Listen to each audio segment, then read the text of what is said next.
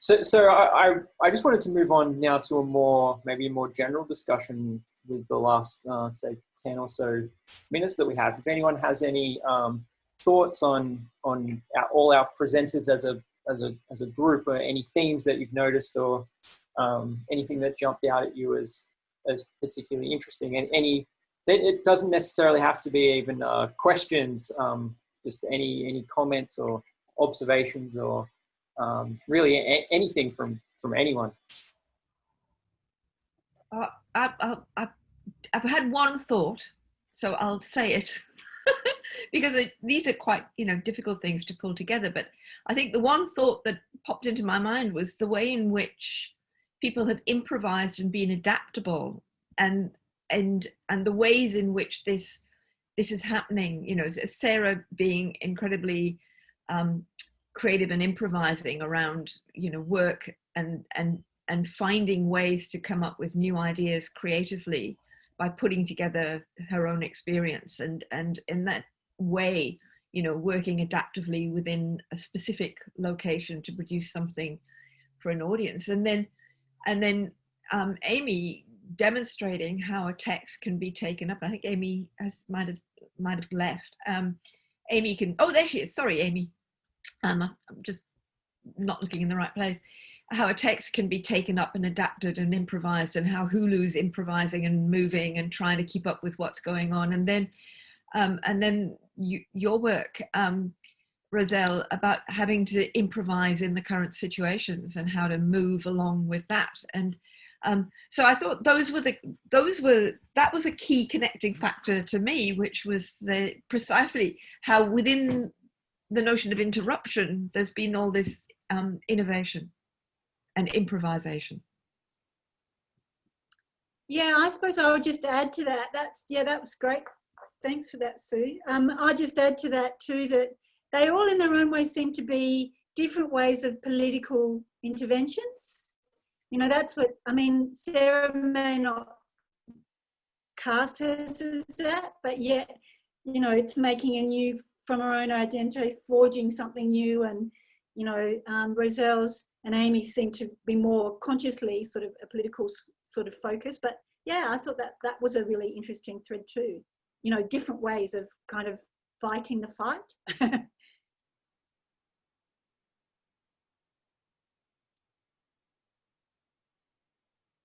In with your immersive.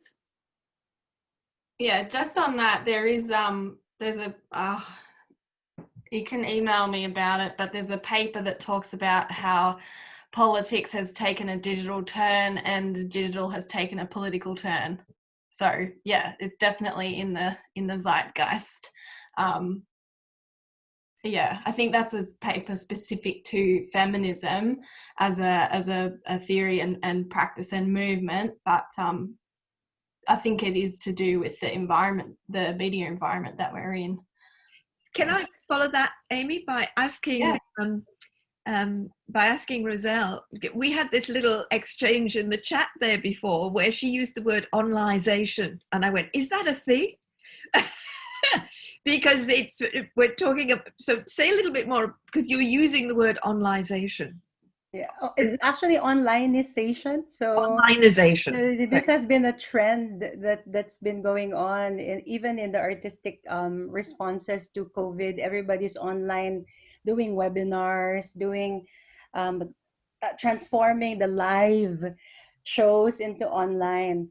But I actually was veering away from that. I was veering away from the digital because my community doesn't have mobile signal, more so internet. And so I actually turned to the old school radio frequency, because I know that they have radio and the local community radio is still running. And that's the only way that the community stories can still come out. So I was looking at appropriate technology as well, and some ideas from media convergences, and maybe Professor Turnbull can expound on the ideas of media convergences. But appropriate technology is more the way I see it in relation to the Anthropocene, really. and how we and how we and how we are actually thinking about environment and being more in touch with, like, with the languages that the environment is teaching us. And that's why I actually turned to radio. There was a question about that. And I actually turned to radio and the power of the voice and the powers of sound and transmission, in order to reimagine how we think about comfort zones, think about gathering at this time. And there's a really interesting sound scholar, John Stern, who talks about how the visual is directional and the sound is immersive. And we sometimes forget that. And this is very important, a very important fulcrum in the concept of the radio program, and how we're able to kind of use the voice of the indigenous people, not my voice, not the power of my voice, not my language, but the voice of the people, in order to bring out their own stories, their own aspirations, and their own experiences in time that they're isolated and they're being harassed by the national government and the military. So I think there is definitely a digital turn, but I want to go and think about other turns as well. And the indigenous peoples have a whole lot of indigenous knowledge. In one of the episodes, for example, of the radio program, one of the elder talks about how in those days, in the back in the day, the Dumagat people are just able to say shh, say stop by just that sound shh, to the rain, and it will stop. And how they have this relationship with the environment that's all of course disrupted by development aggression, and how their ancestral lands are being taken away from them. But I think there are other turns. That's my point. I think there are other turns other than onlineization, and it's good, and it's a good strategy for democratization. But I think there are other sites as well, and there are other languages as well, that are needed to come out in this time, in what Sue Ballard and in that latest book of theirs, the aliases in the Anthropocene. I forgot the other collaborator, but Dr. Sue Ballard was saying thinking differently together. So there's all these different languages of thinking differently together in the age of the Anthropocene. So this is what I'm trying to do. What I'm trying to do, in a way. I'm not trying to be grand. I'm just trying to be in the now, in the being of where we are at, and how to ask questions about it. And Griselda Pollock, one of my heroes, always challenge us to look elsewhere. There's always views from elsewhere. So, Griselda Pollock, Amy, is a very interesting feminist art historian, and she's I just wrote it down. Yeah. and she's always thinking about looking elsewhere, and always a view from elsewhere. And I guess this is what we need to do in this time.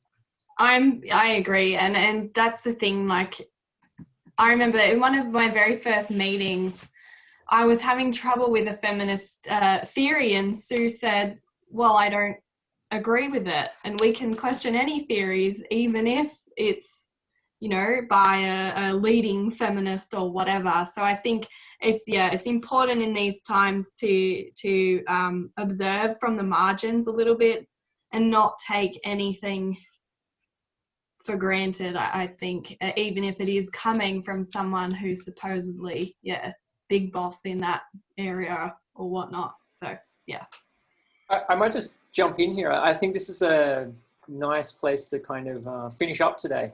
We're right on 12:30, and I think I think this is kind of capturing the spirit of the presenters and the nature of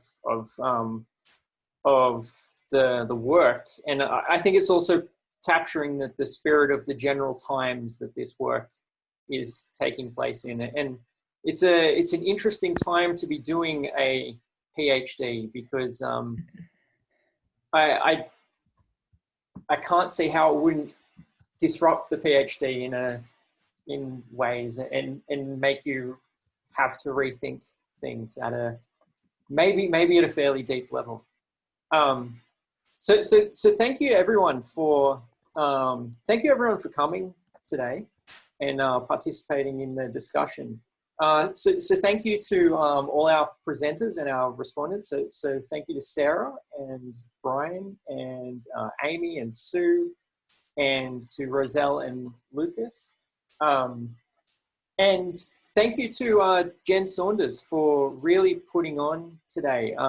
Jen's the real driving force behind this today. She's been dealing with the emails and putting everything together, making sure everything is in, and it's very much in the spirit of the student-led research week, not just in the work that's presented, but also that it's organized by the students as well. So thank you for that. So just to finish up, our next C3P seminar should be coming up soon. I don't think we have a date confirmed, but we're doing it roughly monthly. So we'll see how that goes. If anyone is interested in presenting or has an idea for a presenter, maybe someone that they kind of want to nudge a little bit into it, please get in touch with any of us. So myself, Sue, Kath, Lucas, or Jen. And I think that's it. If anyone has any final words or anything, we can conclude today. So thank you all for coming, and we will see you online. And yeah, well, I guess we'll only see each other online, or maybe in person. Thanks, Travis. Thank you so much. All right, thank you, everyone. Bye. Bye. Thanks, Travis. That's all right. Bye. See ya.